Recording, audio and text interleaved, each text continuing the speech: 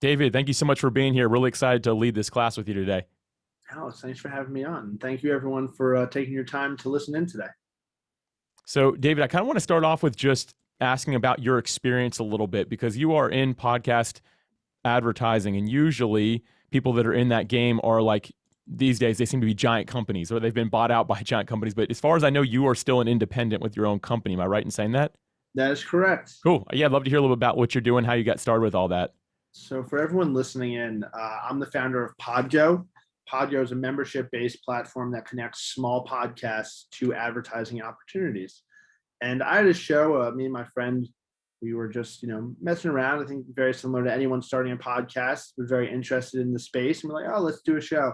And we quickly built it to 500 listens per episode. We're like, oh my God, this is amazing. 500 listens per episode.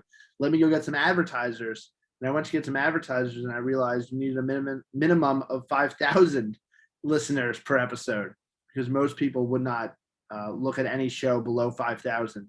So I was like, you know what? I bet there are other podcasters like me that are spending a lot of time and effort to make sure that it's high quality, good content on their show. And I bet if we aggregated them, you could package that and sell it as advertising. And that's what I did. Right now it's a little over 1,000 podcasts that average about 1.5 million listens per month. And I go to advertisers, and instead of saying, okay, I have Thomas's show that has a few listens here, and Karen's show that has a few listens here. No, it's like, what's your audience? What do you want? And they'll say, okay, I want male 18 to 25, or I want female 25 to 45. And no matter what audience they say, I have, you parse a few podcasts together, you have that audience. You have that audience with small podcasting, because the coolest thing about small podcasts is every podcast has this very highly targeted, highly engaged audience that I would say is almost more engaged than the large podcast, because the large podcast, yeah, people tune in here and then, but if you're only getting 700 listens per episode, that means you're getting the same 700 people week in and week out. They're tuning in for you. They're tuning in because they want to hear your voice. And I think that sometimes small podcasters get into I'm only having a few hundred listens, but from an advertiser's perspective, it's like a very attractive audience. And that's what I've found, and that's kind of what I've been on the pavement pounding to different advertising companies and the ad buyers of why small podcasts are actually better. Because last thing is, podcasting is the most democratized medium. If we filmed a television show right now, it wouldn't be on cable. Or if we finished a movie, it wouldn't be in the movie theaters or on Netflix or any of the streaming platforms. But when we finish our podcast, it is listened to the same way as the biggest podcast producers and the biggest podcast networks. So when you talk about a listen, your listen is the same listen as an NPR or New York Times or Gimlet. The biggest podcast production is the same. The listeners are listening to the same way on the same apps. Maybe they follow you next to the biggest one. Because if I go on my following, I have the biggest podcast and the smallest podcast, and they're all on the same list of my following. So that's the coolest thing for small podcasters is, you're listened to the exact same way as any celebrity or brand name in the space. That's really interesting. I never really thought about it that way. Like when you compare it to like TV being on a streaming service or even a movie in a movie theater. But like we had the playing field is leveled. Like obviously some people have a bigger social following, so they're able to bring more people, but it's all side by side. I think that's really interesting. And I like what you're doing here, man. It kind of, it sounds to me like it's crowdfunding for, or like a crowd service basically for finding advertisers. You're basically saying, I've got this like group of people that you could advertise here, and you're bringing it all together. So you're kind of like the podcast advertiser for independents, like the people that are actually like an independent podcaster that maybe don't have the biggest audience, which is perfectly fine. But that's kind of what you're doing here. Am I right in saying that? Yeah, I think that most podcasters, but I found in my research, spend about 4 to 5 hours a week researching, editing, recording their show. They spent over $300 on equipment and hosting fees. And you know what? Maybe you're not going to get job quitting money from Podgo, but you'll have enough to continue the hobby. You'll have enough to be able to pay your bills or maybe do a social media campaign.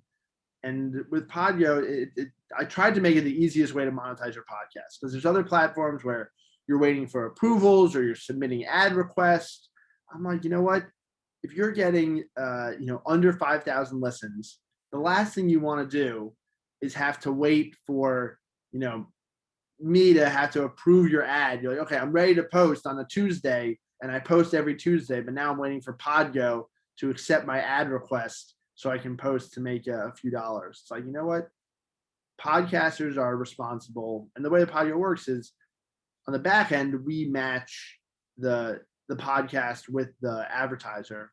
For a podcaster, you log in, you go to your available ads portal, you see what ads you're able to include, so you control what brands and products you promote alongside your voice, because all the ads are host read, not dynamically inserted, which was really important for me, because it's cool. Because like we had one ad with HelloFresh, right? So be able to say, today's episode is brought to you by HelloFresh. Not only are you listened to the same way, but now you're doing the exact same ad for the exact same companies as the big guys, which is a cool thing. It just has that validation to be like, you know what, I'm spending so much time on my podcast. I am just as important as the big guys, because I'm doing the same ads. Yeah, man, I couldn't agree more. I think that, again, what you have here is again, you're kind of the support in the advertising space for independents when it comes to podcasting. You mentioned like the 5,000 download mark for an episode is where most traditional advertising is going to be interested. I don't know if you know these stats. I don't know if off the top of my head either, but how few podcasts are actually at that mark? Because I know it's really very small that have that number. I don't know if you're playing with me. Like, I swear I did not give him the playbook of like what stats to ask me, but only 1% of podcasts average over 37,000 listens per episode, and only 7% of podcasts average over 5,000 listens per episode. That was released by Libsyn a little while back. Wow. And so that means that 93% of podcasts don't have over 5,000 listens. And I was actually talking to advertisers last week, and some advertisers have said they've actually raised that bar where they don't do any ad spends with podcasts under 10,000 listens, which means that it's even a smaller fraction. And it makes sense, because if I'm an advertiser, I don't want to have to go in and approve 10, 20, 30, 100 shows. I don't want to have to prove 100 shows or air check 100 shows or listen to 100 ad reads. I just want to, okay, one brand name and one big publisher, I'll spend the money there, because I know that if I spend it on 2 shows across 3 months, I'll get the same listening. And I'm saying, well, why do you spend money for a premium brand name? And obviously, one of the attractive things to an advertiser is, with Podgo, we do come at a little bit of a discount for them, just because it's, smaller podcasts with less experienced podcasters, not the brand name, not the overhead of the large podcast studios. So we're able to kind of come in and say, hey, we're attractive because we're giving you the same audience size, same listeners, but we're going to, just be on smaller podcasts instead of one brand name. So you're seeing podcasts become more of a staple in the marketing mix, where now it's no longer, oh, let's see what we can do with podcasting. It's like, okay, this is proven. It's proven. And you see every quarter more and more new podcast advertisers come in. They just released the numbers for like Q2, and revenue's up, podcast spends up. A lot of people that weren't traditional podcast advertisers are saying, okay, this is now going to be part of my mix with digital and social and banner ads, and okay, we're going to wrap everything together, which is cool. What you just kind of shared there is like the state of podcast advertising, which is something I was going to ask you about anyway, but that's kind of like the state of where it's going. Obviously, it's here to stay, it's growing, and as you're saying, advertisers are catching on to, actually, this is a great medium. Like, this is something that they can use, and it's turning into being part of the strategy for a lot of not just big corporations, but even smaller ones that are more niche, more focused, because if they can find a podcast that's a good fit, they like jumping into that. Is that right? Exactly. And going back to like, do you want a brand name or small podcast? 50% of podcast revenue in Q1 only came from the top 500 shows. And as we know, there's like 2 million available shows, always a question around how many are active, how many are dormant, but there's over 2 million shows available on Apple and Spotify. So if there's 2 million shows and only the top 500 shows are getting 50%, it really shows you how concentrated it is at the top. And what my concern for podcast advertising is, as you go to dynamically ad inserted, and this is when it's just inserted into your ad, and it's great for some networks because then you can monetize your entire back catalog. I think we've all listened to true crime or television and film podcasts that are evergreen versus, okay, we're doing a daily sports podcast that nobody really listens to a week later because the landscape changes so much. So politics, news, sports, you're doing a daily podcast, it's hard to monetize your back catalog, but some people use dynamically ad inserted technology to monetize, old episodes. And the concern with there is if you keep doing that and your margins going down and down and the price goes down and down, what happens to the smaller guys? So right now it's like prices are pretty high for podcast ad, especially the large networks. But a lot of podcast buyers now are seeing, okay, where can I maximize my dollar? Where do I get more bang for my buck? And that's where I come in, trying to be like, for Podgo, for the small guy, that's where you get your most bang for your buck. Yeah, you mentioned the top 500 bring in 50% of the revenue. And the thing is, like, whenever people think about that, like, okay, there's a top 500 like independent podcasts, but that's not necessarily the case. A lot of them, if they are independent, a lot of them are celebrities. Like they are one of the biggest podcasts because they already had tens of millions of people following them. So like that top 500 list of all podcasting to me is a very, I'm not going to say unfair list because they worked hard to get where they are, but it's hard to compare ourselves to that if you don't already have some sort of massive following. So think about that. Like the people that are probably bringing the most are already have a big name for themselves. Not all, but probably the majority of them. Side note here, David, and you can just answer this real quick or just tell me you don't know, but do you have any idea how many podcasts are active out of those 2 million? Because that last stat you had handy, ready to go. I don't know if you have any clue on that one or not. Yeah, it's tough because, for example, it counts. It's the active podcasts are podcasts that haven't posted in the last, I think it's like 90 days is what it is now. Yeah, it's like, I'll just say month and a half. So it's the last 90 days. Then it becomes like, I think it was like 700,000 were active or something crazy like that. Okay. But some podcasts don't post in 90 days. They're like seasonal, or they take the summer off, or they come back in the fall. So I think it's always a skewed number. I really think that there's over 1 million active podcasts. I really do. If you look at all the stuff, but that's also always hard to decide.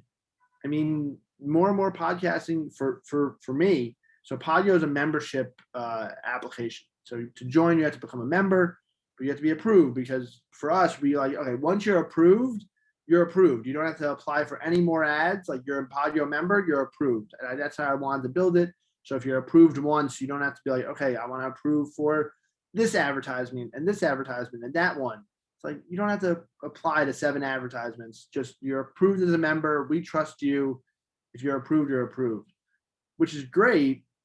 But the approval process does take time, because we have to make sure that each podcast is brand safe, is talking about, something that we could package to advertisers, making sure they're not talking about, any explicit content or whatnot.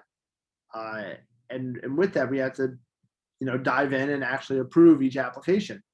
And, the great thing is, some of these hosting services are now free. So the barrier to entry is really very, very low to get a podcast. And it's very minimal to get your hosting set up, to get a nice microphone. No one has a better podcast setup than Alex. It's like become iconic, that background and microphone. Sure, man. But it's easy just to spend, a minimal spend to get something that even 5 years ago, 3 years ago would have been like a high-end studio. Now you can do it on a minimal spend, which is great. But some people, their podcasts sound like it's underwater or something. I'm like, I don't know what you're recording on. Maybe some of the hosting platforms that, like, I don't know if you've ever seen an ad where a hosting platform's like, record straight from your phone. And I'm like, who's recording straight from their phone?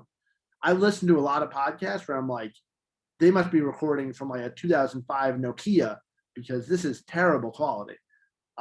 So yeah, just like little things that an advertiser is looking for.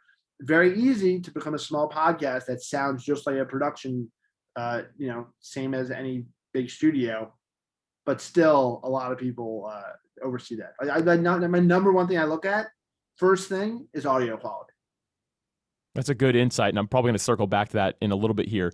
Real quick, we're talking about podcast advertising and who it's for. Thanks to Podgo.co, it's for everybody now when it didn't used to be, but also what you're just now sharing is that we can be profitable, and I'm saying profitable, right? Like you can bring in and cover your cost very quick with podcasting now, thanks to the cost being brought down across the board. Like the barrier to entry in podcasting just in the last 5 years has dropped dramatically. Like it's gotten much easier. There's better education out there. There's tools like Podgo that now can help you offset any of the costs that you do have. Like if you invest $100 in a mic, you can probably earn that back fairly quick as you're building an audience. I want to quickly transition this conversation, David, because you obviously have listened to a lot. I'd love to know what makes a good podcast advertisement. Because I think a lot of people maybe aren't really sure. Like, I don't mean like the advertiser themselves, but what is a good format or a good way to actually be able to earn with your advertisements that you have on your show? Yeah, so I'll talk about it from two perspectives. Like what makes good advertisement copy from an advertiser, and then what makes it as from a host. From an advertiser, I always suggest they go with like what I call the Ad-Lib approach. So it's you introduce the product. Hey, today's episode is brought to you by this product. Then you say what the product is. This product is that. Then you have a call. You have the host to add. So you say, hey, have the host talk about their experience with a similar product, or have the host go on the website and say what they like the best.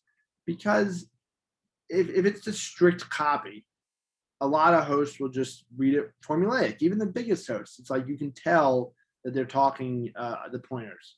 But when you're able to say, hey, you incorporate this into your content, you know what's best. So you can say, we're talking about movies today and we're talking about the latest release, and this product is similar to this scene in this movie, and you can relate it back to your content. Or we're talking about pop culture, and this is just the way somebody just cheated on their boyfriend and whatever, and now you can do something with this product, or kind of tie it back in. And then it's the call to action, and then you hit the call to action. Usually there's 3 ways to really do podcast ads, and that's a vanity URL, a link in the show notes, or a code, right? The way you track. And being able to track a code is important for podcasters for the spend, because most advertisers want to make sure that if they spend money, that they're getting it back in their advertising. So being able to have that trackability is big for advertisers. From a host, a lot of people, when they read versus when they talk. When we talk in sentences, but we don't really talk with the correct punctuation of a sentence. Like your natural pause isn't at the period, it's going to be a little bit after when you're talking.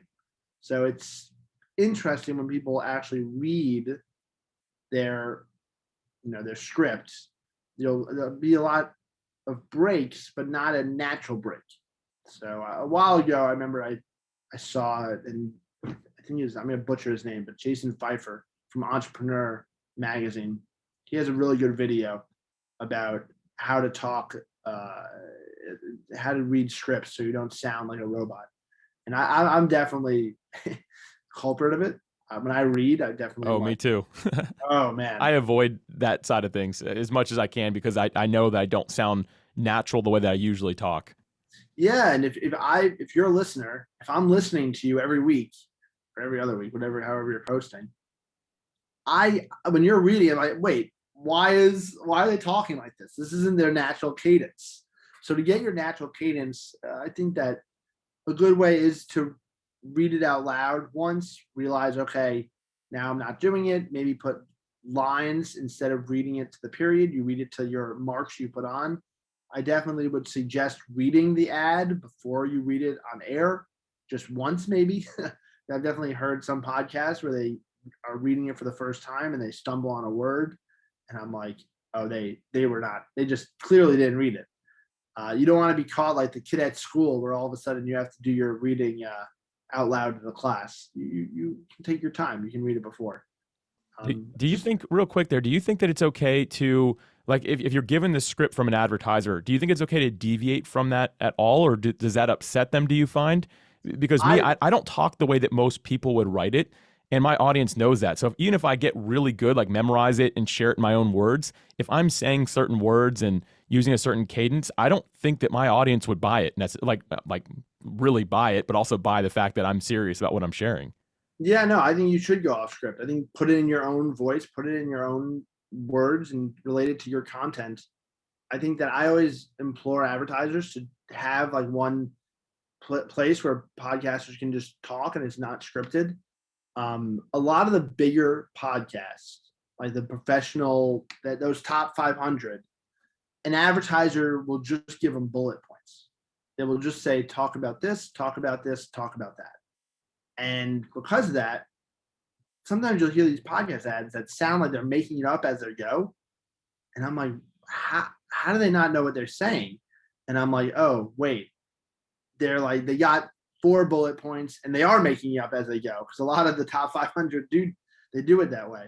But I think that more advertisers are realizing to give a little bit more of a structured script. But you're right. Having the hard read where you're just not allowed to deviate and you're like, today's episode is brought to you by this. This is their benefits. This is their, now you can buy them for 10% off at this website. It's like, Yeah. okay, thanks. So, someone who does a really good job at this, I find, is Jordan Harbinger. I really actually enjoy listening to his ads. He does a good job just kind of tying it in with his same natural voice.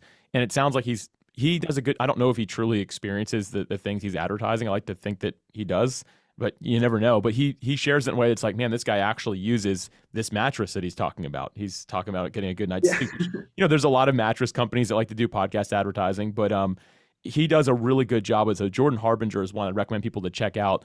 And that's how he brings in his full-time income, is through his podcast advertising. Granted, he has like 11 million people who listen to his show every month or something like that. But he's done a good job, I think, making it actually interesting. It doesn't even sound like an ad the way that he shares it. So I have a lot of respect for that.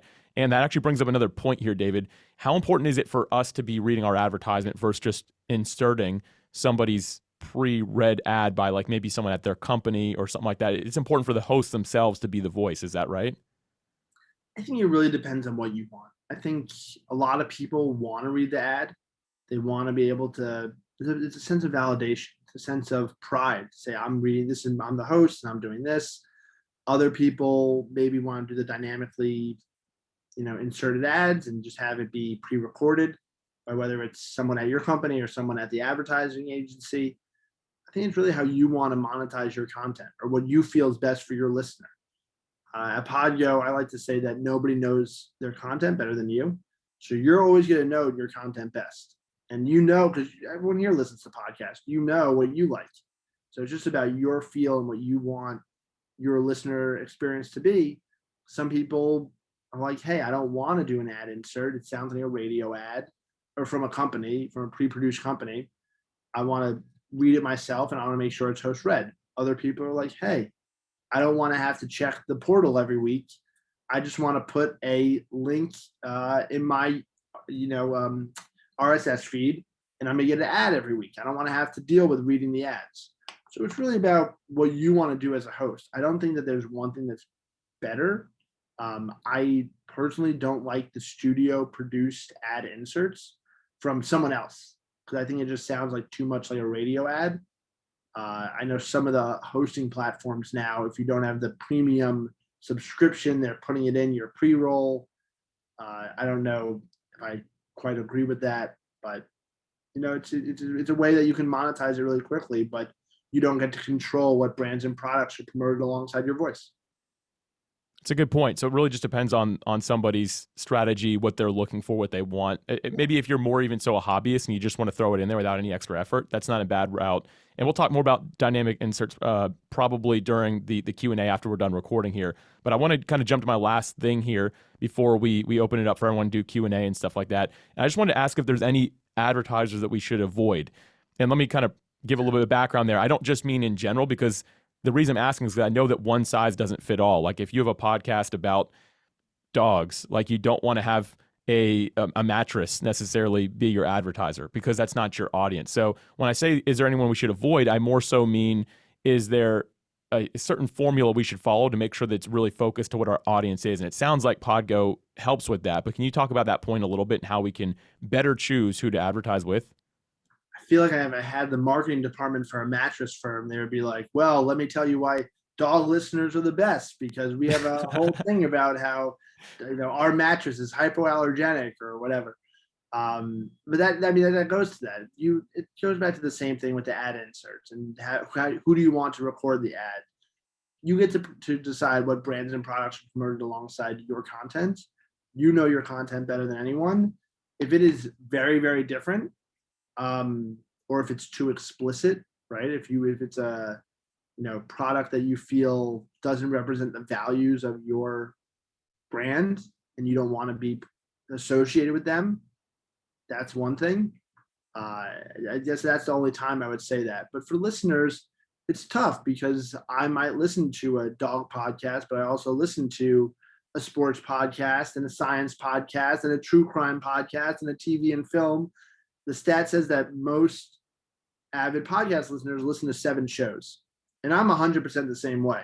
I listen to at least 7 shows. I have my 7 shows I rotate, and it might not be exactly your audience, but I think that if you can relate it back to your content and kind of put in your voice, and your listeners think it's authentic, there's no playbook for what brands to avoid. That's a good point. I've taken a lot of notes here today, Dave. It's been super helpful. And we're about to open up for the Q&A in a minute. Maybe we'll look at some of your slides even, but we'll do that after we're done recording. Before we do that, though, I just want to ask if you have any final thoughts on this topic. I'd love for you just to share some vision for us about the future of podcast advertising. But to close this out, what do you got for us, David? My final thoughts are, I hope that rates stay high and that people don't continue to undercut each other, because I think that what happens is the podcaster gets hurt the most, because they're going to see their margins fall. But so I hope that they stay. I feel like in every other industry, you've seen them slowly lower, but I think we're at a golden age of podcast advertising now. And I think that, before if you were in the village square and you had 500 people listening to you in the village square, that'd be pretty cool. If you were outside and heard 500 people listening to you, that's pretty cool. So I think we always get caught up in our audience and how we always want more listeners and more downloads and more of a reach and more followers. But if you have a few hundred listeners, if you were in person talking to that many people, I think you would take it. So no matter what audience you have, it's valuable, and never discount how a small audience can change things. I love that, man. That aligns with what I believe perfectly. So thank you for sharing that. Anyone who's interested in connecting with David, we'll do the Q&A and we'll have some contact information shared, but you can go to podgo.co to find out more about what he's got going on. David, thank you again for being here, man. I really appreciate it. Thanks, man. Thanks for having me.